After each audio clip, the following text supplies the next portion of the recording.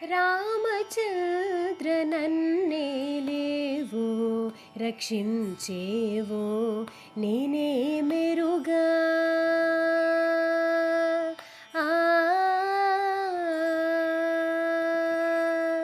రామచంద్ర నన్నేలేవో రక్షించేవో నేనే మెరుగా. నీ చిత్తము నా భాగ్యము నిన్నే నెరనమ్మితి. రామచంద్ర నన్నేలేవో రక్షించేవో నేనే మెరుగా.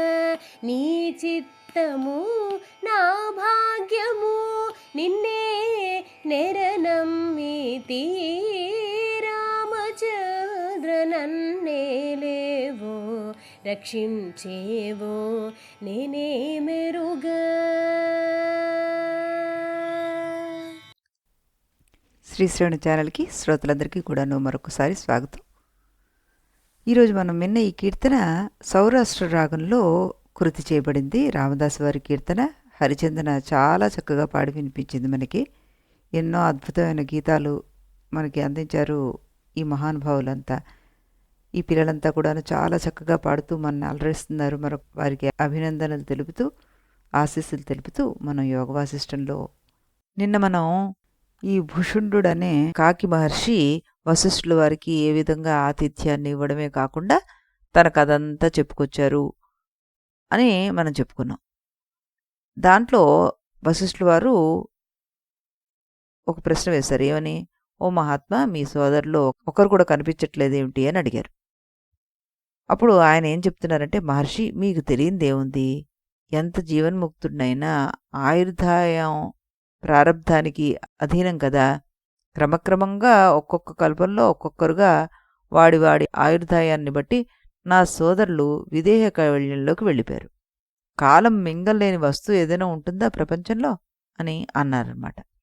అనగానే వశిష్ఠులు అన్నారు, భూషుండ మహర్షి, ఇంత జ్ఞానివయ్యో, అనుభవవేత్తవయ్యో, వృద్ధుడువయ్యో, ఈ వార్ధాక్యంలో ఏం సుఖం ఉందని ఇక్కడ పడున్నావు?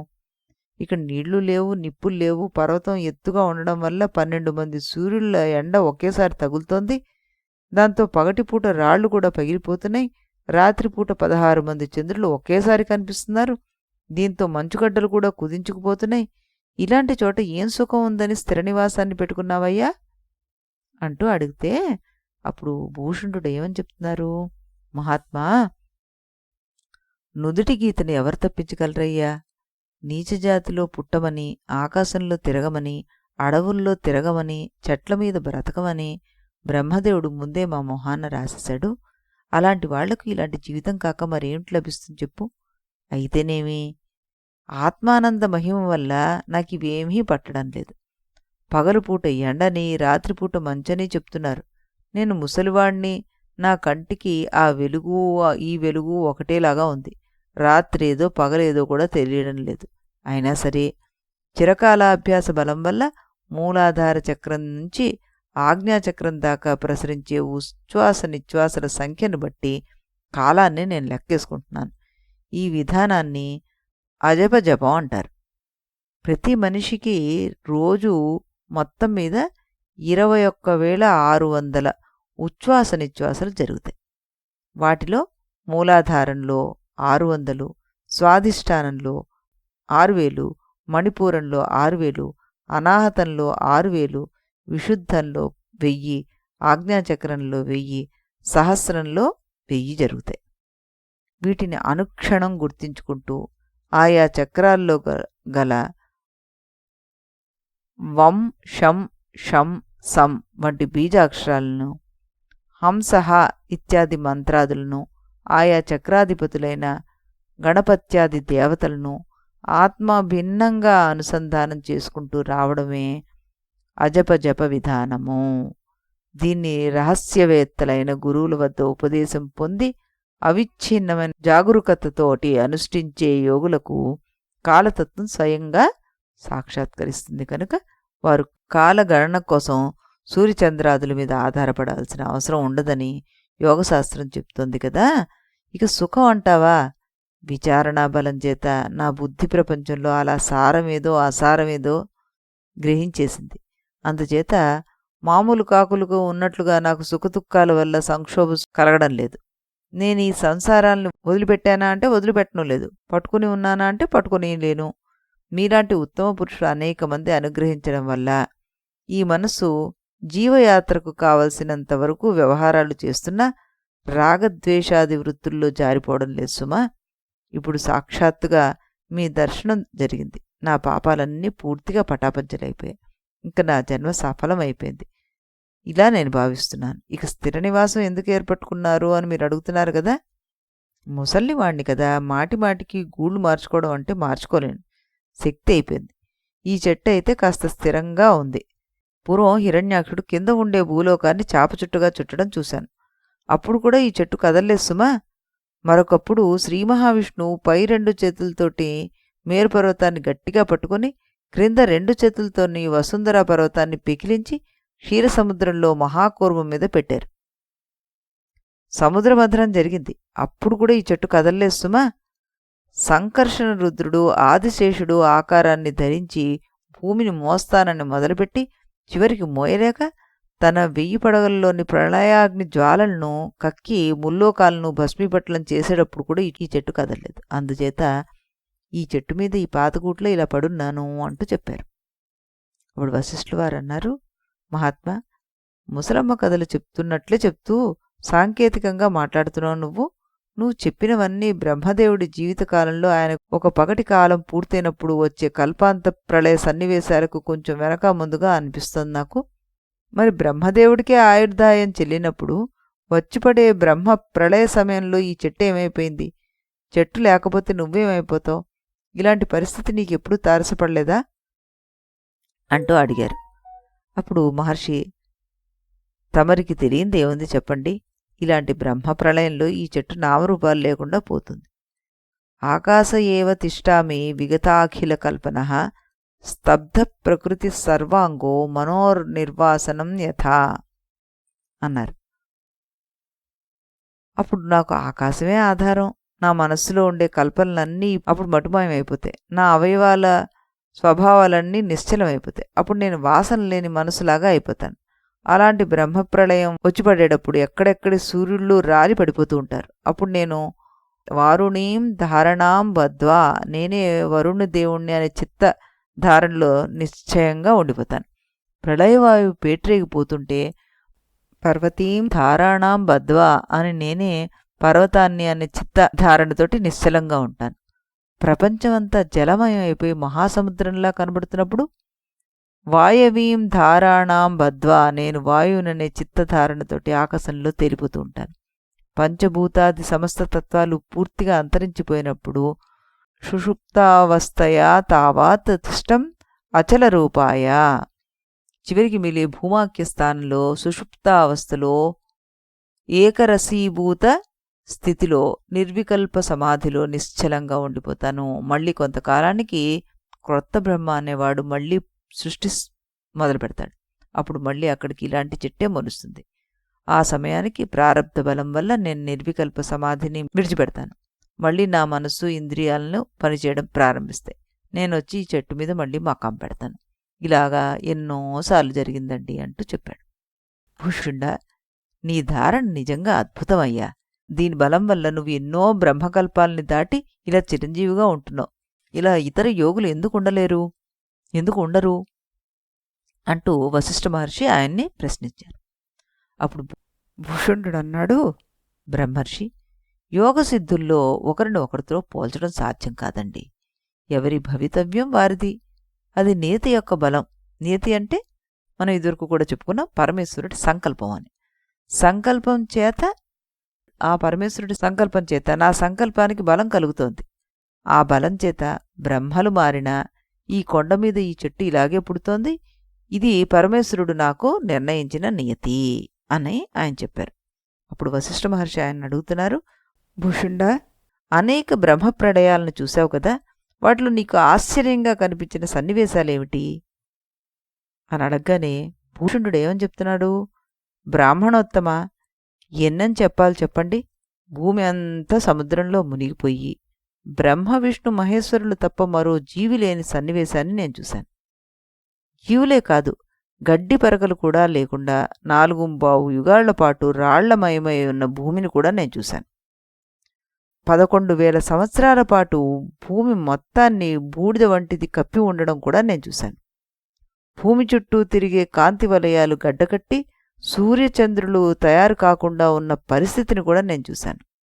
4 యుగాల పాటు భూమి మొత్తాన్ని రాక్షసులే ఆక్రమించుకుని ఉండడం కూడా చూశాను.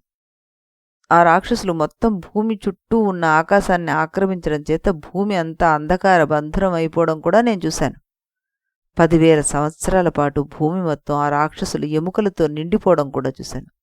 2 యుగాల పాటు అడవులే తప్ప మరే జీవులు లేనటువంటి భూమిని కూడా చూశాను. ఇక జీవుల వద్దకు వస్తే మహాన్వితులైన మానవులు ఎందరినో నేను చూశాను, లెక్కలేదు అసలు. వారిలోంచి వచ్చిన మానవులు క్రమంగా కలియుగం వచ్చేసరికి దిగజారి ధర్మభ్రష్టులై దీనులై జీవించడం కూడా నేను అనేకసార్లు చూశాను. ఈ సృష్టి క్రమంలో స్త్రీ పురుష సంబంధం లేకుండా కేవలం మానసిక సృష్టిగా మనుషులు పుట్టడమూ చూశాను నేను. రకరకాల బ్రహ్మల సృష్టిలో రకరకాలుగా ఉండడం కూడా చూశాను. ఒకే బ్రహ్మ చేసే సృష్టిల్లో కూడా కల్పకల్పానికి భేదాలు ఉండడం కూడా చూశాను. ఉదాహరణగా, ఒక సృష్టిలో భూమే లేదు, మరో సృష్టిలో వెలుగే లేదు, ఇంకో సృష్టిలో భూమి ఉంది కానీ పర్వతాలు లేవు. ఇలా రకరకాల భేదాలు చూశాను నేను. ఇకపోతే సామాన్య విషయాలు కొన్నున్నాయి. హిరణ్యాక్షుడు భూమిని ఆక్రమించాడు, విష్ణుమూర్తి అవతారాలు ధరించాడు, సముద్ర మథనం జరిగింది, గరుత్మంతుడు స్వర్గానికి ఎగరడం జరిగింది. ఇలాంటివి మీబోటి చిన్నవాళ్ళు కూడా చూసినవే అన్నారాయన. అని ఇంకేమంటున్నారు, నేనైతే విష్ణువే బ్రహ్మ పదవి కూడా ఆక్రమించి సృష్టి చేయడం కూడా చూశాను. బ్రహ్మదేవుడు తానే రుద్రుడై సంహారం చేయడం కూడా చూశాను. రుద్రుడు గరుత్మంతుడి మీదకి ఎక్కి సృష్టి పరిపాలన చేయడం కూడా చూశాను. బ్రహ్మర్షి, మీ జన్మల్లో 8 జన్మలు నేను చూశాను. ఈ 8వ జన్మలో మీరు బ్రహ్మపుత్రుడు. వెనకటి జన్మలో ఒకప్పుడు మీరు ఆకాశంలోంచి పుట్టారు, మరొకప్పుడు నీటిలోంచి పుట్టారు, మరో అప్పుడు గాలిలోంచి పుట్టారు, మరో జన్మలో రాతిలోంచి పుట్టారు, మరో జన్మలో నిప్పులోంచి పుట్టారు. ఇలా పంచభూతాల్లోంచి మీరు పుట్టడం నేను చూశాను. ఎప్పటి రూపం అప్పటిదే. వాటిలో కొన్ని పోలికలున్నాయి, కొన్ని తేడాలున్నాయి. ఇవి కూడా నాకు గుర్తున్నాయి. మీరే కాదు, దేవతల పరిస్థితి కూడా అంతే. సముద్రంలో మునిగి ఉన్న భూమిని వరాహమూర్తి కాకుండా కూర్మావతారమే ఉద్ధరించడాన్ని 5 సార్లు చూశాను నేను. కొన్ని కల్పాల్లో పరశురామ అవతారమే లేదు. బుద్ధావతారం కలియుగంలో రావడం 100 సార్లు చూశాను. తప్పు చేసిన దేవేంద్రులను శివుడు పదవి నుంచి తప్పించి కొండ గుహల్లో బంధించడం 9 సార్లు చూశాను. మహేశ్వర జ్వర వైష్ణవ జ్వరాలను అణిచివేయడం కోసం బాణాసురుణ్ణి నిమిత్తమాత్రంగా చేసుకుని హరిహరాదులు యుద్ధం చేసుకోవడం 8 సార్లు చూశాను. ప్రతి ద్వాపరాంతంలోనూ వ్యాసుడు పురాణాలు మళ్లీ మళ్లీ రాయడం చూశాను. వాల్మీకి అనేవాడు 32,000 శ్లోకాలతో మహారామాయణం అనే గ్రంథాన్ని ఈ కల్పంలో రచించబోతున్నాడు. దాన్ని దివ్యదృష్టితో చూస్తున్నాను. మహారామాయణం అంటే యోగ వాసిష్టం అనమాట. ఇక్కడ దీన్ని ఇతను ఇంతకు పూర్వం 11 సార్లు రచించాడు. పూర్వం కొన్ని కల్పాల్లో మహాభారతాన్ని వ్యాసుడే రచించాడో వాల్మీకి రచించాడో సరిగా గుర్తు కూడా రావట్లేదు నాకు. ఇలా సృష్టులన్నీ చూడగా చూడగా మనకి ఏం తెలుస్తుందంటే, ఇవన్నీ సముద్ర తరంగాల మీద బుడగల్లాంటివి. బుడగలన్నీ ఒకే రకంగా ఉన్నాయని అంటే ఉన్నాయని చెప్పలేం, లేవంటే లేవని చెప్పలేం. సృష్టిల పరిస్థితి కూడా అంతే. నేనుండే ఈ కల్పవృక్షం మాత్రం అన్ని కల్పాల్లోనూ చెక్కు చెదరకుండా ఉంటోందని నీకు చెప్పాను. అది కూడా వట్టి మాటే. ఎందుకంటే బుడగ పోయి మరో బుడగ వచ్చినట్టుగా ఈ చెట్టు పోయి మరో చెట్టు వస్తోంది. ఇది ఇంచుమించు ఒకే రకంగా ఉంటున్నాయి కనుక అలా అంటున్నానంతే. ఇక నా శరీరం అంటావా, ఇది అంతే. నా యోగధారణ బలం చేత ఏ కాల్పనికా కల్పంలో దాన్ని మార్పు చెందనీయకుండా నిలబెడుతున్నాను. వశిష్ఠ మహర్షి, ఇంకా చాలా చెప్పొచ్చు. ఈ బ్రహ్మదేవుడు కాకుండా 5వ బ్రహ్మలు చేసిన సృష్టి కూడా చూశాను. ఈ 5వ బ్రహ్మలకు సంబంధించిన కథ మీకు గుర్తుందా? అది మనం స్థితి ప్రకరణలో చెప్పుకున్నాం, 47వ సర్గలో. అనేక మంది హిరణ్య గర్భులు ఉన్నారు అంటూ కూడా చెప్పుకున్నాం కదా మనం అందరం. అలాగా నిజంగా ఏ మార్పులు లేకుండా ఉన్నది ఏదంటే అది నేనే అంటూ ఈయన భూషుండు చెప్పాడనమాట. అప్పుడు వశిష్ఠుల వారు భూషుండుతో అన్నారు, ఓ భూషుండ, ఇన్ని చెప్తున్నావు కదా, అంటే ఈ సృష్టిలో నువ్వు భాగమై ఉండి ఏవేవో వ్యవహారాలు చేస్తున్నట్లే కదా. అలాంటి వాడి దేహానికి మృత్యు లేకుండా ఎలా ఉంటుంది? కథం విహగరాజేంద్ర దేహం మృత్యుర్న బాధతే అంటూ అడిగారు. ఇక్కడ ఇది సర్గ 23లో 2వ శ్లోకంలో. అప్పుడు ఆ భూషుండు అన్నాడు, మీరు ప్రభువులు, మేము మృత్యులం. దాసుల చేత మాట్లాడిస్తూ ఉండడం ప్రభువులకు సరదా, కాబట్టి మీరు అడుగుతున్నారు, నేను చెప్తాను వినండి అన్నాడు సరదాగా. అని దోషముక్త ఫలప్రోత వాసనాతంతు సంతతి హృదినాగ్రథితాయస్య మృత్యుస్తంన జిఘాంసతి అన్నారు. జన్మ జన్మల వాసనలే దారాలు, కామక్రోధాది దోషాలే ముత్యాల పూసలు. ఈ రెండూ కలిపిన ముత్యాల గొలుసును గుండె తగిల్చుకుంటూ ఉంటే మృత్యువు వాణ్ణి మింగాలనుకోదు. మనసు చింతల్లో మగ్గి వేడి నిట్టూర్పులనే రంపాలు ఎవడి శరీరాన్ని పరపరా కోయవో వాణ్ణి మృత్యువు మింగలేదు. ఆశలనే సర్పాలు విషాగ్నులను దహించకుండా ఉంటే మృత్యువు వాణ్ణి మింగగోరదు. రాగద్వేష లోభాదులు లేనివాడికి మృత్యు మింగాలని అనుకోదు అంటూ చెప్పారనమాట. ఇక్కడ వాల్మీకి మహర్షి మృత్యుస్థం నా జిఘాంసతి అన్నారు అనే వాక్యాన్ని పల్లవిగా పెట్టి వరుసగా మనకి 8 శ్లోకాలు రాశారు. పూర్వం ఉపశమ ప్రకరణలో 39వ సర్గులో ప్రహ్లాద చరిత్ర సందర్భంలో మరణం అంటే ఏమిటి, జీవించడం అంటే ఏమిటి అనే చర్చ మనం చేసుకున్నాం. అక్కడ ఆ చర్చ కొంచెం రూపం మార్చి ఏ దోషాదోషాలను పోగొట్టుకుంటే మృత్యు అనేది మనల్ని అంటుకోదా, ఆ దోషాదోషాలు తొలగాలంటే మన మనస్సు దాని మీద లగ్నం చేయాలని వివరిస్తూ చర్చని ముందుకు తీసుకువెడుతున్నారన్నమాట. అందులో మొదటి భాగం ఇప్పుడు మనం చెప్పుకున్నాం. రెండవ భాగం చిత్తం యస్య సమాహితం అనే వాక్యం పల్లవిగా తీసుకుని వాల్మీకి మహర్షి భూషుండు ఎలా చెప్తున్నారో ఇక్కడ అదే విషయాన్ని మరి వేరే రకంగా ప్రస్తావిస్తున్నారన్నమాట. అప్పుడు భూషుండు అన్నారు, బ్రహ్మర్షి, చిత్తాన్ని సమాహితం చేసుకుంటే అంటే ఏకాగ్రం చేసుకుంటే అంటే సమాధి కలిగేట్టుగా చేసుకుంటే దోషాలంటావు. మనస్సును సమాహితం చేసుకొని కొన్ని వ్యవహారాలు చేసినవాడు కర్త కాడు, కనుక భోక్త కూడా కాడు. చిత్తం సమాహితం కావాలంటే భేదబుద్ధి అనేది పనికిరాదు. భేదబుద్ధి తొలగాలి అంటే చిత్తాన్ని జ్ఞానానికి అభిముఖం చేయాలి. అది జరగాలంటే ఇహలోక పరలోక సుఖాల పట్ల వైరాగ్యం పెంచుకోవాలి. శాశ్వతమైన పదార్థం ఏమిటో ఆలోచించుకుని నిగ్గుదేల్చుకుని మనస్సును దాని మీద విశ్రమింప చేసుకోవాలన్నమాట. దీనికి ఆత్మవిచారం ఒక్కటే మార్గం. అది మాలాంటి వేద్యవేత్తలకి కష్టసాధ్యం కదా, నీలాంటి అల్పుడికి ఇది ఎలా సాధ్యమవుతుంది అని మీరు సందేహిస్తున్నారేమో. ఇటుకు చెప్తా వినండి. ఆత్మవిచారణ కష్టమే.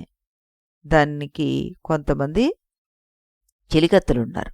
వాళ్ళని పట్టుకున్నామంటే వాళ్ళ ద్వారా ఈవిడ్ని లొంగదీసేసుకోవచ్చు, ఏది ఆత్మవిచారాన్ని. అలాంటి చెలికత్తలు ప్రాణచింత అనే చెలికత్తని పట్టుకున్నాను నేను, దాని ద్వారా నాకు విజయం వచ్చేసిందండోయ్ అన్నారు. వశిష్ఠుల వారు, భూషుండ, నువ్వు భలే అందంగా మాట్లాడుతున్నావే, ఈ ప్రాణచింత అంటే ఏమిటో నాకు చెప్పు అన్నారు. అప్పుడు భూషుండు ఆయనకి ఏం చెప్తున్నారు అన్నది మనం రేపు ఇదే సమయంలో ఇదే ఛానల్లో రాముల వారి కీర్తన విన్న తర్వాత ఈ వశిష్ఠుల వారికి ఆ ప్రాణచింతన వ్రతం ఏమిటో చెప్పబోతున్నారు. అది మనం తెలుసుకుందాం. అంతవరకు సెలవు.